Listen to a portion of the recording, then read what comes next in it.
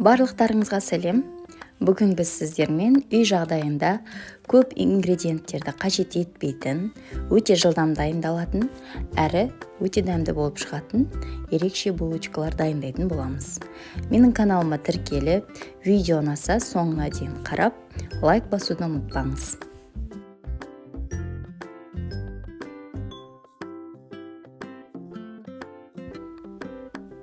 Алдымен бізге 2 жұмыртқа қажет.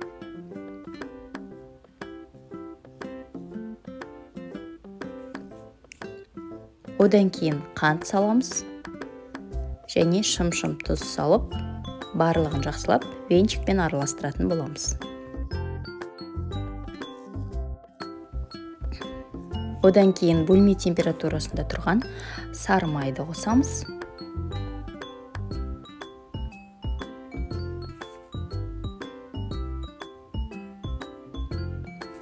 Жылы сүт қосамыз. Барлығын венчикпен жақсылап араластырамыз. 6 грамм ашытқы қосып, тағы да араластырамыз.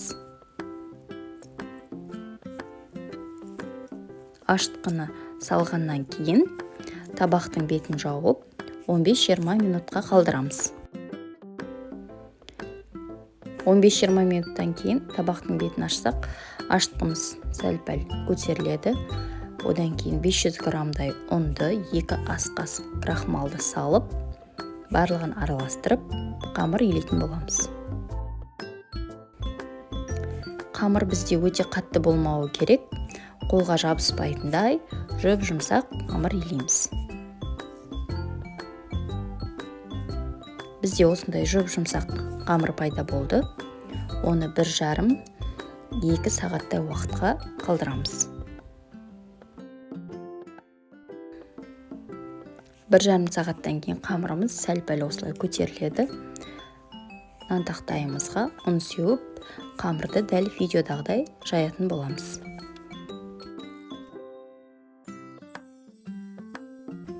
Қамырды осылай видеодағыдай тік төртбұрышты формаға келтіріп, жайып аламыз. Одан кейін қамырдың бетіне бөлме температурасындағы сары майды жақсылап жағып шығамыз. Барлық жеріне жеткізіп жағамыз. Одан кейін қалауыңызға байланысты қант сепсеңіздер болады.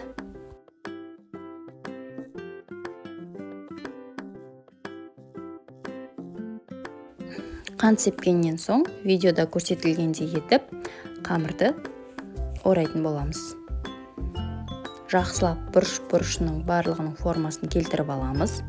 Ортасынан бір бөліп, бөлінген 2 бөлікті әрқайсысын теңдей 3 бөлікке бөлеміз. Барлығы сонда бізде 6 бөлік шығады.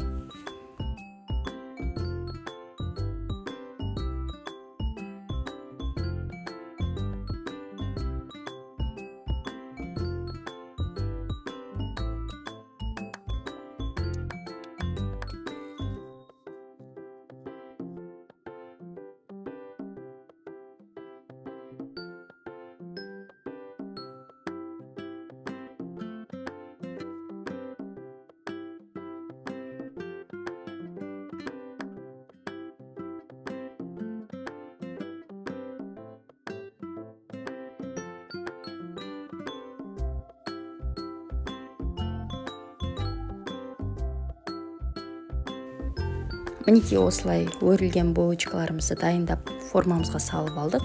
Енді 20-25 минуттай жылы жерде көтеріп қоямыз. Көтерілген булочкаларымыздың бетіне жұмыртқаның сарысына кішкене сүт қосып, араластыра отырып, бетіне жағып шығамыз.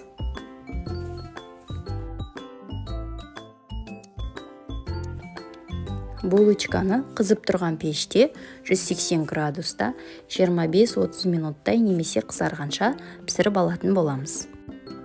Мінекей біздің булочкаларымыз қызарып, әдемі болып пісті. Дәмі де өте керемет болып шығады. Міндетті түрде дайындап көріңіздер. Видео сіздерге пайдалы болды деген ойдамын.